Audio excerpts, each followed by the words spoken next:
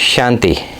प्रजापिता ब्रह्मा कुमारी ईश्वरी विश्वविद्यालय में आज हमारे ज्ञान मंथन स्टूडियो में एक ऐसी दिव्य आत्मा, बाबा के अनन्य आत्मा हमारे स्टूडियो में पहुंची है, जो 34 सालों से ईश्वरीय यज्ञ में सुचारू रूप से अपने आप को चला रहे हैं, बाबा के श्रीमत अनुसार अपने जीवन को चला रहे हैं। ऐसे प्रभावान दिव्य आत्मा का हम स्वागत करते हैं हमारे मदन भाई। मदन भाई, ओम शांति। ओम शांति। मदन भाई, आपका जन्म कहाँ हुआ था? मेरा जन्म हिमाचल प्रदेश के जिला हमीरपुर में हुआ था। हमीरपुर में आपका जन्म हुआ, फिर आपने पढ़ाई लिखाई हमीरपुर में किया? जी, हमीरपुर में ही। जी। तो आपको अचानक आध्यात्मिक मार्ग में आप कैसे आए? वास्तविक आध्यात्मिक का तो अर्थ भी पता नहीं था, लेकिन पूजा पाठ करना, श्री कृष्ण की पूजा करना, पीपल की पूजा करना, मंदिर में जाना, इवन गुरुद्वारे में, चर्च में जाना, ऐसे चला रहता था। क्योंकि मैं लगभग 17 वर्ष की उम्र में भारतीय नौसेना में भर्ती हो गया, तो वहाँ जहाँ भी मैं किसी स्थान पर जाता था तो ऐसे अलग अलग जगह मेरा आना जाना होता रहता था। इसी बीच में दिसंबर 89 में मैं भारतीय नौसेना से अवकाश पर था, छुट्टी आया हुआ था घर में। थोड़ी जिज्ञासा बढ़ने लगी कि इसमें और देखते हैं। फिर मैंने घर में अपने माताजी को बताया, तो उनको भी उसके बारे में अच्छा लगा। मेरी छोटी बहन थी, उनको भी बताया, उनको भी अच्छा लगा। फिर उसी समय जनवरी मास शुरू हुआ, और जनवरी मास में एक अद्भुत बात ये हुई कि जो हमारी मासिक पत्रिका ज्ञानामृत छपती है, उसमें हमारे परम आदरणीय जगदीश भाई जी, जो उसके एडिटर हैं, उनका लेख आया हुआ था। और उस लेख में उन्होंने, जो संपादकीय लेख था, एडिटोरियल लेख था, तो उसमें एक वर्ड आता है सारथी। तो उसमें उन्होंने बहुत ही विस्तृत तरीके से उस विवरण को स्पष्ट किया था कि सारथी माना, और जब एक ही तन में दो आत्माएं रहती हैं तो वो दूसरी आत्मा जो वो सारथी कहलाती है। तो बात एकदम समझ में आ गई कि सचमुच जो प्रजापिता ब्रह्मा की अपनी आत्मा थी वो तो रथ की रथी हो गई, लेकिन जो परमपिता परमात्मा शिव का जो उनके तन में दिव्य अवतरण हुआ है वो सारथी। फिर वहाँ से ही ये ज्ञान एकदम स्पष्ट होता गया, और धीरे धीरे इस मार्ग पर आगे बढ़ना जो वो शुरू हुआ। आपके परिवार में कितने लोग ज्ञान में चलते हैं? इसमें मेरे परिवार में लगभग सभी लोग ज्ञान में चलते हैं। एक भाई हैं मेरे बड़े भाई, वो थोड़ा संपर्क में है, लेकिन अभी तक वो मतलब ईश्वरी विश्वविद्यालय के हेडक्वार्टर में नहीं पहुँचे। सेंटर में कई बार आए, और इवन बॉम्बे में रहते हैं, और बॉम्बे में भी सेंटर में गए, कोलाबा सेंटर में दादी प्रकाश मणि जी से भी वो मिले हैं। ये बात जो है वो 95 की है। तो 95 में दादी प्रकाश मणि जी कोलाबा सेंटर पर आए थे, तो वहाँ वो भी उस क्लास में अटेंड करने पहुँचे थे। लेकिन उनको छोड़ करके बाकी बहनें, माताजी, वो सभी मतलब ज्ञान में चले, और बीच में माताजी ने सिर छोड़ दिया, लेकिन बाकी सभी बहनें जो हैं वो भी ज्ञान में चलती हैं। जैसे कि आप आर्मी में वहाँ जॉब करते हैं, लौकिक अलौकिक में कितना बैलेंस है आपका? थोड़ा खिंचाव सा रहता है, लेकिन जैसे ही हमें ये विषय स्पष्ट हुआ कि ये तो एक काल चक्र है, और इसमें दुनिया एकदम गिरावट की तरफ हर सेकंड जा रही है, लेकिन इसके पुनरुत्थान का कार्य जो है वो फिर से परमात्मा शिव जो है वो करने के लिए धरती पर आ चुके हैं। तो जीवन में एक उमंग बढ़ गया, एक लाइट आने लगी, और हर कार्य में रुचि आने लगी। क्योंकि हम हमेशा अंदर ही अंदर हम इस बात को समझ चुके थे कि दुनिया जो है वो डे बाय डे डाउनफॉल में ही जाएगी, चाहे आप कितना भी कोशिश करो। लेकिन आपको तो परमात्मा ने किसी और दिव्य कार्य के लिए चुना है, तो खुशी खुशी से हर कार्य जो वो होने लगा। जीवन में परिस्थितियां तो बहुत आती हैं, लेकिन आपके ज्ञान मार्ग में भी परिस्थितियां आई होगी, और कोई ना कोई रुकावटें आई होंगी। उस परिस्थितियों को आप कैसे पार करते हैं? शुरू में जब ज्ञान मिला तो उसके बाद मैं छुट्टी काट करके आंध्र प्रदेश के विशाखापट्टनम में था उस समय पोस्टेड, तो वहाँ पहुँचा और मैं आश्रम की तलाश करने लगा। तो जब मैं आश्रम में मैंने कदम रखा शाम को लगभग 6 बजे, तो मेरे लिए बड़े हर्ष की बात है कि जैसे ही मैंने कदम रखा तो उस सेंटर में उसमें कोई नहीं था, केवल एक जो वहाँ की समर्पित बहन थी वो थे, और वो गद्दी पर बैठे हुए थे, और गद्दी पर बैठे हुए थे, योग कर रहे थे। और मुझे तो उसके बारे में इतनी अभी जानकारी भी नहीं थी, लेकिन मैं भी चुपचाप जा कर के क्लास में बैठ गया। फिर बाद में मुरली क्लास के बाद में उनसे चर्चा हुई तो बहुत अच्छा लगा। फिर उन्होंने बताया कि ऐसे ऐसे थोड़े समय के बाद जो महाशिवरात्रि का प्रोग्राम है, तो आप वहाँ पर चलना भी। तो मैंने सोचा ठीक है, मैं एक दिन छुट्टी लेकर आऊँगा। तो जैसे ही मैं शिप में गया तो वहाँ पर छुट्टी के लिए नहीं दे रहे थे, एक दिन की छुट्टी, क्योंकि शिप जो था वो सेलिंग में जाने वाला था। लेकिन मुझे अंदर ही अंदर एक बड़ा खुशी महसूस हो रही थी। मैंने कह रहा था कि मुझे छुट्टी मिल जाएगी और मुझे शिवरात्रि के कार्यक्रम में जाना है। तो क्या हुआ कि अगले दिन सवेरे हम शिप जो है वो सेलिंग पर गया, और जैसे शिव बाबा को इस कार्य में मुझे भेजना था, तो ऐसा हुआ कि उस शिप का प्रोग्राम जो था वो चेंज हुआ और शाम को शिप को वापस आना पड़ा। और जब मैंने शाम को जब शिप वापस पहुंच गया तो मेरे जो बड़े अधिकारी थे उन्होंने मुझे उसी टाइम बोला कि आपके कारण ही शायद ऐसा हुआ है, तो आप जो है वो कल छुट्टी करो। फिर मैंने वहाँ पर ऐसे शिवरात्रि का कार्यक्रम अटेंड किया और वहीं से मेरा उमंग जो है वो बढ़ गया। और आज भी मेरे पास में वो 90 के जो फोटोग्राफ्स हैं शिवरात्रि के, वो मेरे पास में आज भी मौजूद हैं।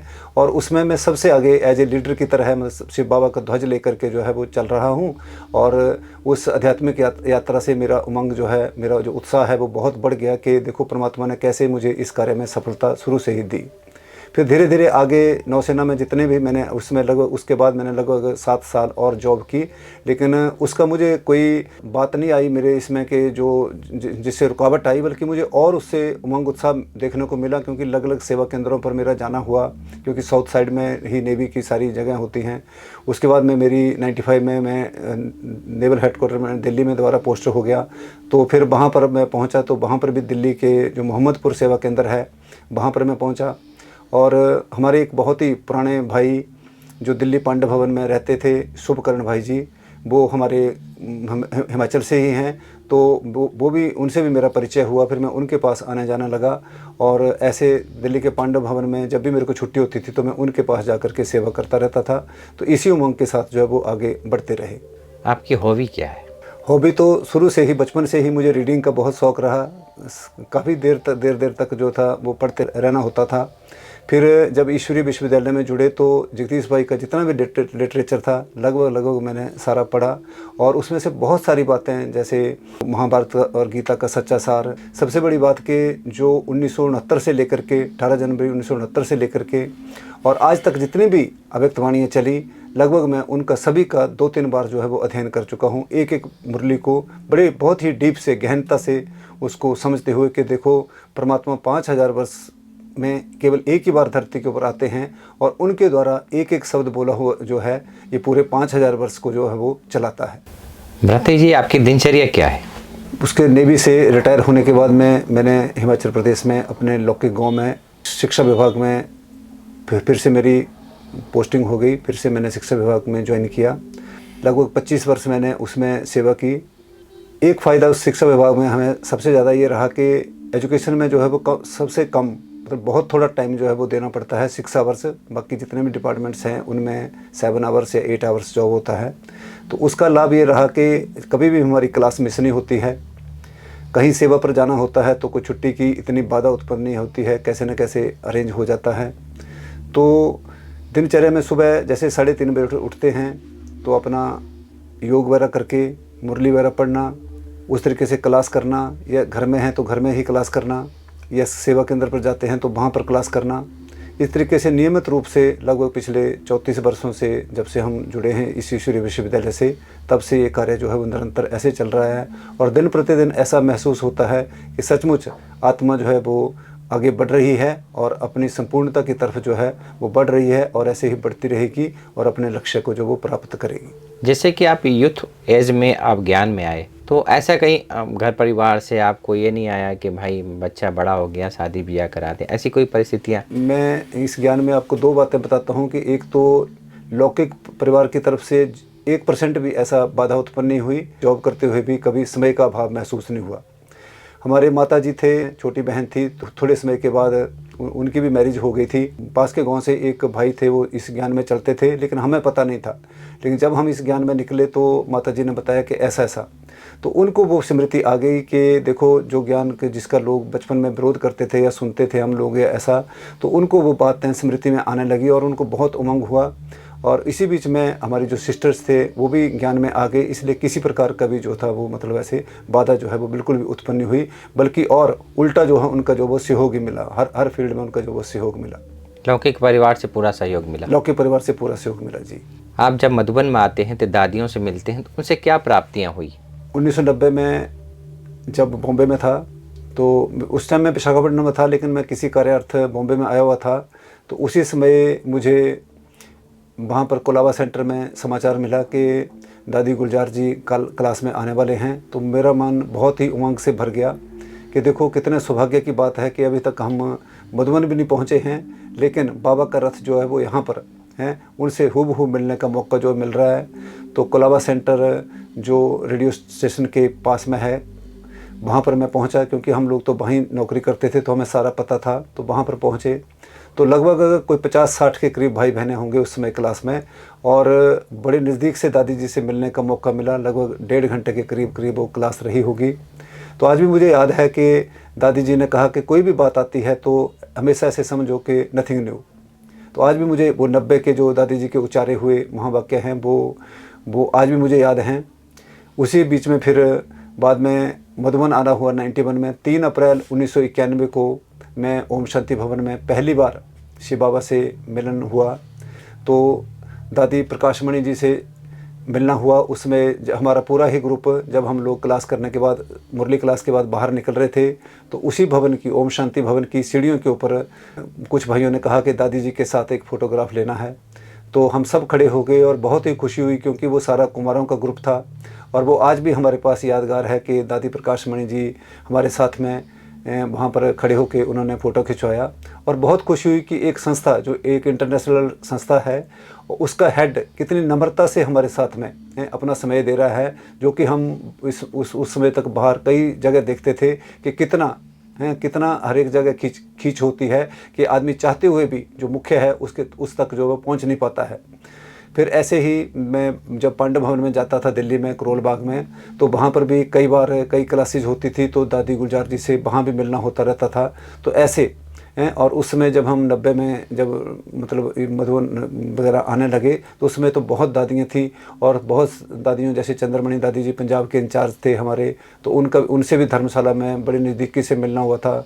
माता जी को भी उनसे मिलाया था। दादी रतन मोहिनी जी हैं और हृदय पुष्पा दादी जी हैं। मतलब सभी दादियों की क्लासेस जो है हमें सुनने को मिली, और हमेशा जो है वो भाग्य का जो सितारा है वो सदा चमकने ही लगा। आज 2024 है, आप मधुबन जब आते हैं तो क्या फीलिंग आती है? दादियाँ हमारे सामने नहीं गया है, क्या एहसास होता है मधुबन में? अब तो इसमें यही एहसास होता है कि देखो, आने वाले समय में जो है वो जिम्मेवारी जो है वो अब हम सब के कंधों के ऊपर है, क्योंकि बहुत सारी आत्माएं जो साकार बाबा के समय से थी वो इस समय एडवांस पार्टी में जा चुकी हैं। और इस समय हम जितना इसको गुह्यता से इस ड्रामा के पार्ट को समझेंगे और इस यज्ञ को अपना समझेंगे और इसकी जिम्मेवारी को समझेंगे, तो मैं सोचता हूं कि इससे बड़ा सौभाग्य और कुछ नहीं हो सकता है। क्योंकि अब इस समय जो कुछ भी हम करेंगे वही बाबा, वास्तव में बाबा की प्रत्यक्षता है। क्योंकि बाबा हमारे द्वारा ही प्रत्यक्ष होना है, क्योंकि बाबा स्वयं तो अव्यक्त होकर के भी अभी मिलने में नहीं आते हैं। हम देखते हैं कि अब जो है वीडियो द्वारा मिलन हो रहा है, लेकिन इस समय जो भी आत्माएं यज्ञ में मौजूद हैं उनकी जिम्मेवारी जो है वो दिन प्रतिदिन बढ़ गई है, और ऐसा लगता है कि आने वाले समय में और भी बढ़ेगी। तो हमें उसी लगन से इस कार्य को जो है वो संपूर्ण करना होगा, ताकि यज्ञ का भी नाम रोशन हो और बाबा का भी नाम रोशन हो। बाबा एक शब्द मुरली में कहता है, वो अशरीरी। वो अशरीरी अवस्था क्या है, आप अपने जीवन में कितना अप्लाई करते हैं?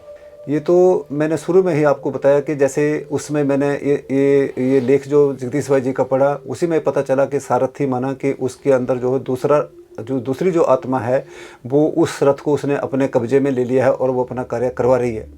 तो उसी से अब ये स्वयं को भी ये फील होता है कि ये आत्मा इस चोले के, मैं कहीं भी किसी प्रोग्राम में जाता हूँ तो मैं एक आपको एग्जाम्पल के रूप में बताता हूँ कि मैं वहाँ पर उनसे पूछता हूँ कि आप अपनी उम्र में 1 वर्ष जोड़िए और पूछिए कि उसमें आप कहाँ थे, या जिस दिन आप अपना चोला छोड़ दोगे उसमें आप कहाँ जाओगे। तो मैं उनको सभी को कहता हूँ कि आप इसको समझ लो कि रथ और रथी 2 चीज़ें हैं। जो रथी है उसकी जर्नी लगातार है। ये रथ जो है वो हमें कुछ समय के लिए मिला है, जैसे बर्थ से लेकर के डेथ तक इस घर में हम जिनके भी साथ हमारा हिसाब किताब है, इस चोले में हम उनके सामने प्रेजेंट हैं या वो हमारे साथ सामने जो उपस्थित है। लेकिन रथी जो है वो पहले भी कहीं से इस घर में आया था, और जिस दिन इस चोले को छोड़ेगा तो रथी फिर से अपनी यात्रा के ऊपर चला जाएगा। तो मैं इस बात को हमेशा याद रखता हूँ कि मैं जो स्वयं इस रथ के द्वारा इसको चला रहा हूँ, मैं अलग हूँ, और ये जो मेरा चोला है, ये जो मेरा वस्त्र है, ये जो कॉस्ट्यूम है, ये अलग है। मुझे इसके द्वारा, इस चोले के द्वारा जो है इसमें महान कार्य करना है। यही मुझे अशरीरी अवस्था को मैं समझता हूँ।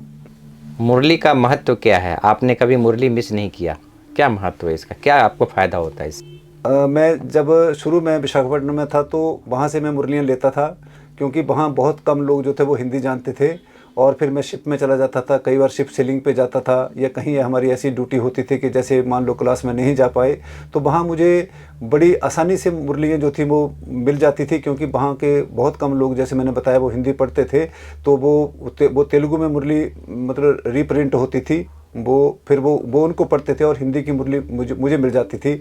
और मैंने अव्यक्त मुरलियों का भी बहुत गहनता से अध्ययन किया।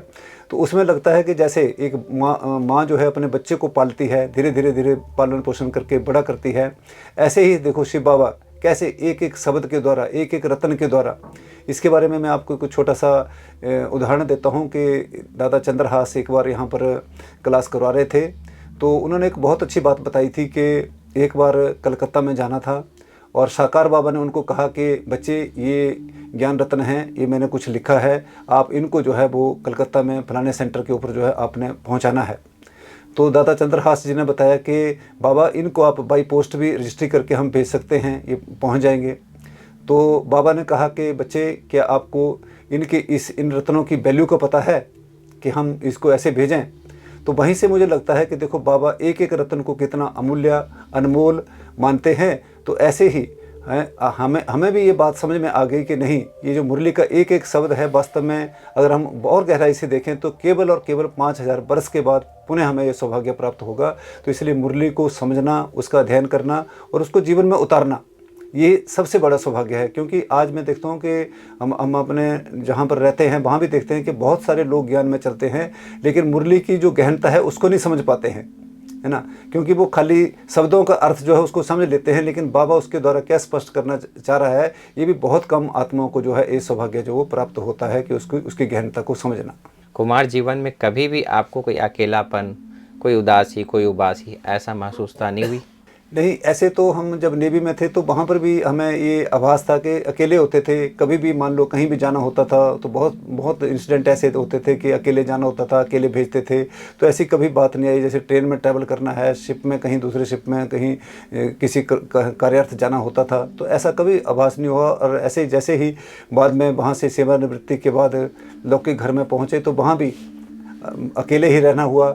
भाई जो हैं वो बाहर रहते हैं, घर में और कोई है नहीं, तो इसलिए ऐसा कभी आभास नहीं होता है।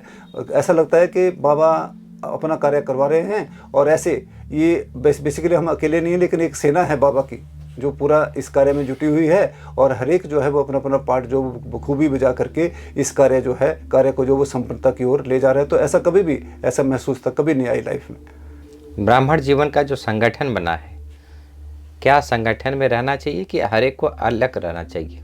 इस संगठन में रहना तो बहुत ही लाभदायक है, क्योंकि संगठन में आदमी एक दूसरे से बहुत कुछ सीखता है और सबसे बड़ी जो कला है उसमें जो एडजस्ट होने की कला है उसमें आदमी बहुत आगे बढ़ता है।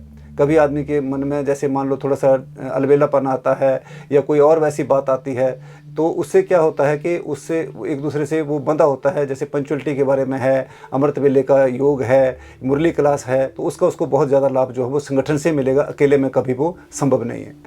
जीवन में किसी प्रकार का कोई दुख दुविधा आपके जीवन में आई नहीं, आप सदा ही आगे बढ़ते रहे, तो आप अपने अनुभव के आधार पर योग की प्रयोग कितना आप दूसरों को करते हैं, अपने ऊपर कितना योग का प्रयोग करते हैं आप? ऐसे समझ में आता है कि सबसे बड़ा जो पेपर है वो आदमी को तभी आता है जब उसको कोई शारीरिक रूप से कोई ऐसी समस्या आ जाती है। ऐसे देखने में आता है कि बहुत लोग जो है वो हिम्मत हार देते हैं, लेकिन अगर हमें इस बात का स्पष्टता हो जाए कि नहीं, कि इसके द्वारा जो है कुछ ना कुछ हमारा जो कार्मिक अकाउंट है वो चुकतू हो रहा है ना, और ये लेन देन है। यहाँ तक कि हम देखते हैं कि ब्रह्मा बाबा जो बाबा का रथ है, उनको भी देखो मान लो अनेक प्रकार की, जैसे बाबा कहते हैं खांसी जो है मेरी सखी है ना, लास्ट तक जो है कोई ना कोई जो है शारीरिक कर्म भोग जो वो रहा, लेकिन उन्होंने कभी भी उसको सामने नहीं आना दिया, लेकिन उन्होंने उसके ऊपर उठ करके जो है कार्य किया। हमारी दादियाँ भी हम देखते हैं कि अनेकानेक जो है वो शारीरिक रोग उनके सामने आए, लेकिन उन्होंने उसको कभी भी नहीं लिया। दादी प्रकाश मणि जी से कई बार मिलना हुआ, कोलाबा सेंटर में दादी प्रकाश मणि जी आए थे, तब भी हम वहाँ उनसे मिले थे, 95 की ये बात है। उसके बाद मैं 95 में ही एक मुंबई में भारतीय विद्या भवन है गामदेवी सेंटर के पास में, वहाँ पर उनका बहुत बड़ा कार्यक्रम हुआ था, तो वहाँ भी हम उपस्थित थे। फिर दिल्ली में जब डॉक्टर शंकर दयाल शर्मा जी उस समय राष्ट्रपति थे, तो वहाँ पर जो इंदिरा गांधी इंडोर स्टेडियम है वहाँ पर हम लोगों ने बहुत सेवा की थी। नेवी में थे हम उसमें, तो वहाँ पर हमें सेवा का सौभाग्य प्राप्त हुआ था। तो तब भी दादी प्रकाश मणि जी वहाँ पर आए हुए थे और एक बहुत ही नज़दीकी से उनसे जो मिलने का हमें सौभाग्य प्राप्त हुआ। तो एक बार पांडा भवन में ऊपर थे, मैं उसमें कोलाबा सेंटर से ही यहाँ पर मधुबन में आया हुआ था, तो वहाँ दादी जी से किसी से चर्चा कर रहे थे, तो ऐसे लग रहा था कि उनके जो शब्द थे, जो जब वो निकल रहे थे, 5-6 हम लोग भाई बहनें वहाँ उनके सामने खड़े हो गए पांडव भवन के प्रांगण में, तो उनके आंखों से उसमें ऐसे लग रहा था जैसे मोती जो है उनकी आंखों में वो झलक रहे हैं, ऐसे भरपूर एकदम, इतने स्नेह से बाबा की बातें जो वो सुना रहे थे वहाँ खड़े खड़े। तो ऐसे लगा कि देखो ये दादियाँ कितनी बाबा के नज़दीक हैं, जो जब भी मान लो संकल्प करते हैं और बाबा जो है वो एकदम आ जाते हैं। एक बार दादी प्रकाश मणि जी ने अनुभव सुनाया क्लास में ही, कुमारों की क्लास में, कि दादी गुलजार को वो हमेशा कहते थे कि आप वतन में जाना और बाबा को बोलना कि आप आना, आप आओ, थोड़ी देर के लिए आओ। तो एक बार ऐसे दादी जी ने अपना अनुभव सुनाया कि दादी गुलजार तो दिल्ली में रहते थे पांडव भवन में, तो उन्होंने अनुभव सुनाया कि कोई ग्रुप उसमें बाबा से मिलने के लिए यहाँ मधुबन आया हुआ था। तो उन्होंने सुनाया कि उन्होंने एक मैसेज भेजा, टेलीफोन किया दिल्ली को कि ऐसे ऐसे ग्रुप आया हुआ है, तो आप आ जाओ भाई।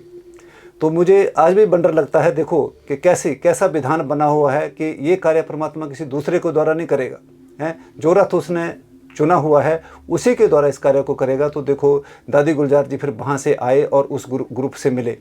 तो ऐसे में देखता हूँ कि जो भी दादियाँ हैं उनके मुख से जब भी कोई ऐसा शब्द निकलता है, तो माना वो ऐसे लगता है कि वास्तव में वे उनके मुख से नहीं, लेकिन बाबा उनके माध्यम से हमारे लिए कोई ऐसा दिशा निर्देश दे रहे हैं कि ताकि हम इस यज्ञ की जो महत्वता है उसको समझें और अपने जीवन की महत्वता को समझें और इसमें अपने सफलता को जो है वो हम पाएँ।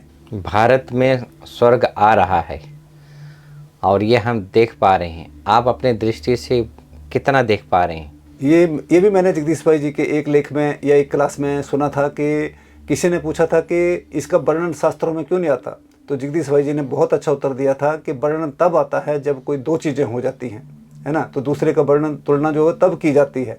बोला जब स्वर्ग में है ही एक, है ना, तो ये कैसे संभव है, बोला, है ना, ये तो जब द्वापर के बाद द्वैतवाद शुरू हुआ उसके बाद में बात आई, तो बोला तब तक वो हिंदू धर्म स्टार्ट हो चुका था। तो जो स्वर्ग की बात आती है तो ये तो ऐसे है कि जैसे मैं आपको एक उदाहरण के माध्यम से बताता हूँ कि जैसे किसी का जन्म, मान लो किसी बच्चे का जन्म रात को 9 बजे हो और 12 बजे उसको बताया जाए कि मान लो सूर्य जो है उगता है और ऐसे ऐसे दिन होता है, प्रकाश होता है, तो बच्चा कब मानेगा, क्योंकि उसने सूर्य को देखा ही नहीं है। तो ऐसे ही मैं समझता हूँ कि बहुत कम आत्माएं हैं जो लगभग 33 करोड़ त्रेता के अंत तक होती हैं, तो केवल वही हैं जो स्वर्ग तक पहुँचती हैं। तो बाकी आत्माएं तो कैसे मानेंगी, लेकिन धीरे धीरे ड्रामा अनुसार उनका पार्ट इतना होगा कि थोड़ा सा वो समझेंगी और उस अनुसार जो मुक्ति को प्राप्त करेंगी। लेकिन जो बाबा से इस समय बाबा के जो 33 करोड़ आत्मा हैं जो इस समय बाबा से के शब्द कैसे भी सुनेंगी, है ना, और वो स्वर्ग की अधिकारी बनेंगी। भले बाबा ने कहा एक बार के बच्चे जो त्रेता के अंत में लास्ट जन्म में भी आत्मा आ रही है, वो भी द्वापर और कलयुग की आत्माओं से पद्म भाग्यशाली है, क्योंकि वो स्वर्ग के योग्य नहीं होंगी, वो आत्माएं वो स्वर्ग में नहीं आएंगी। लेकिन जो 33 करोड़ हैं वो स्वर्ग के अधिकारी हैं। तो हमें तो ये लगता है कि ये उन्हीं आत्माओं को ये समझने का भी और सोचने का ये सौभाग्य है कि जो वहाँ वास्तव में स्वर्ग में पहुँचती हैं। तो ये तो एक तरह से विश्व परिवर्तन का कार्य है और ये एक बार ही नहीं, लेकिन हर कल्प में ऐसा होता रहता है और हमें ये सौभाग्य जब वो मिलता रहता है। बाबा कई बार कहता है कि गीता का एपिसोड चल रहा है, इसका अर्थ क्या है? गीता का जो एपिसोड है दुनिया में यही तो एक बात है, क्योंकि हरेक जो है वो कृष्ण को भगवान मानता है, जो भी हिंदू धर्म से हैं। तो ये समझते हैं कि श्री कृष्ण ने गीता सुनाई और अर्जुन को सुनाई हैं, तो वो साकार को सामने लेते हैं। लेकिन किसी को पता नहीं है कि वास्तव में श्री कृष्ण की बात नहीं है, ये तो निराकार परमपिता शिव परमात्मा की बात है। और दूसरी बात, अर्जुन की भी वो बात नहीं है कि उसको एक को सुनाई, लेकिन अर्जुन माना जितनी भी आत्माएं इस समय शिव बाबा से सुन रही हैं, सबसे पहले तो नंबर 1 में प्रजापिता ब्रह्मा, और उसके बाद में आगे से आगे सारे उनके जो बच्चे अलौकिक होते गए, वो सारे बच्चे जो डायरेक्ट इस समय, है ना, बाबा से ज्ञान सुन रहे हैं, वही वास्तव में गीता का सच्चा ज्ञान है। तभी तो बाबा कहते भी हैं कि बच्चे इसको ही आपने सिद्ध करना है, और जैसे ये सिद्ध हो जाएगा तो समझो कि विश्व का परिवर्तन भी हो जाएगा। मदन भाई, आप 34 सालों से ज्ञान में चल रहे हैं, एक युवा वर्ग आपके साथ चल रहा है। यूथ में रहते हुए कभी भी आप व्यसन का उपयोग नहीं किया, बीड़ी, सिगरेट, तम्बाकू, गुटखा।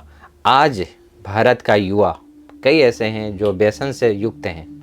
उन्हें आप क्या संदेश देना चाहेंगे कि वो अपने जीवन में ये चीज़ को छोड़ें और इसका क्या दुष्परिणाम आते हैं, उसके बारे में आप संदेश दें आज की युवाओं को। उनको सेल्फ रियलाइजेशन नहीं है। जैसे ही उनको सेल्फ रियलाइजेशन हो जाएगा, उनको आत्मा के बारे में पता चल जाएगा, आत्मा की जो 7 शक्तियां हैं उनके बारे में पता चल जाएगा, आत्मा कैसे इस रथ के द्वारा कार्य करती है। और जब ये 7 शक्तियां इनमें कमी आती जाती है तो आत्मा गिरावट की तरफ जाती है और डे बाय डे उसी इसमें दलदल में वो धंसती जाती है, उसको पता नहीं होता है। तो उन सब के लिए ये संदेश है कि वो अपने आप को पहचाने। अपने आप को जैसे ही वो रियलाइज कर लेंगे कि नहीं, वास्तव में है कि मुझे अगर आगे बढ़ना है तो इन 7 जो आत्मा के गुण हैं इनको आगे बढ़ाना होगा। और जैसे जैसे ये 7 गुण जो है सतो प्रधानता की तरफ बढ़ते जाएंगे, आत्मा की चमक जो है वो बढ़ती जाएगी और वो अपने आप ही, उनको पता भी नहीं चलेगा कि नशे से कैसे दूर हो गए, कैसे नशा उन्होंने छोड़ दिया। क्योंकि इंग्लिश में एक बहुत अच्छी बात बताते हैं कि there is no dark, absence of light is dark, है ना, कि अंधकार नाम की कोई चीज़ नहीं है। वास्तव में प्रकाश का ना होना ही अंधकार है। तो हम देखते हैं कि वास्तव में उनके जीवन में जो अंधकार है वो वास्तव में ज्ञान का ना होना है। अगर उनको इस बारे में अवेयर कर दिया, हम जगह जगह जाते रहते हैं, कॉलेजेस में, स्कूल्स में ऐसे प्रोग्राम्स करते रहते हैं, तो वहाँ पर उनको हम यही बताते हैं कि आप अपनी जो पावर है उसको एम्पावर कीजिए, उसको आप बढ़ाते जाइए, बढ़ाते जाइए। जैसे हम देखते हैं ना, कोई भी व्यक्ति जैसे कोई अभ्यास करता है तो बड़े से बड़ा काम भी उसको हल्का सा लगता है, लेकिन अगर अभ्यास नहीं करेगा ना तो छोटा सा काम भी उसको करने में जैसे शारीरिक थकावट महसूस हो जाती है। ऐसे जैसे जैसे वो गुणों में दृढ़ होता जाएगा तो सारे व्यसन जो हैं अपने आप ही उससे ऐसे छूट जाएंगे, उसको पता भी नहीं चलेगा कि कब उसके जीवन से जो है विदा ले चुके हैं। तो युवाओं के लिए मुख्य संदेश यही है कि सेल्फ रियलाइजेशन, जिसको हम कहते हैं कि आत्म अनुभूति, ये अपने आप को पहचाने, अपने पिता को पहचाने, इस काल चक्कर कैसे घूमता है इसको पहचाने, तो उससे क्या होगा, उनका जीवन जो है एक प्रकाशमय जीवन जो वो बन जाएगा। ब्रह्मा कुमारी ईश्वरीय विश्वविद्यालय इस समय देखो एक ऐसा इंस्टीट्यूशन है। हम लोग कई जगह प्रोग्राम में जाते हैं तो हम उनको जैसे बताते हैं कि जैसे कई लोग डोर टू डोर सेवाएं देते हैं, तो ये भी एक ऐसा इंस्टीट्यूशन, एक ऐसा इंटरनेशनल एक संस्था है, एक ऐसा ऑर्गेनाइजेशन है कि अगर आप उनको कहेंगे कि आप इसमें आओ, मतलब वो समय दो, तो हम उनके लिए जैसे तत्पर बैठे होते हैं। हमारे जितने भी भाई बहनें हैं वो कभी भी कि आप आइए और इस शिक्षा को ग्रहण कीजिए। और सबसे बड़ी बात आती है मनी की, तो यहाँ पर तो देखो निःशुल्क रूप से ये कार्य चल रहा है और इसका जो है कोई भी, चाहे वो गरीब है, किसी भी तबके का है, वो इसका लाभ जो है वो आसानी से ले सकता है और अपने जीवन को जो वो सार्थक जीवन जो है, एक मूल्यवान जीवन जो अपने आप को वो बना सकता है। तो दोस्तों, आज का एपिसोड खासकर युवाओं के लिए, जो भी युवा भाई बहनें इस एपिसोड को देख रहे हैं, ज़रूर अपने जीवन में युवा पीढ़ी कैसे आगे लाए उस विषय पर आज हमारे आदरणीय मदन भाई जी ने अपने विचार प्रस्तुत किए। कैसे हम निर्विघ्न होकर चलें, कैसे हम अपने दिव्य आभावान प्रज्ञावान रूप से अपने जीवन को सफल बनाएं, ऐसे दिव्य आत्मा आज हमारे स्टूडियो में आई। फिर एक नए एपिसोड में नए व्यक्तित्व के साथ फिर हम आपसे मिलते हैं। तब तक के लिए ओम शांति, ओम शांति, ओम शांति।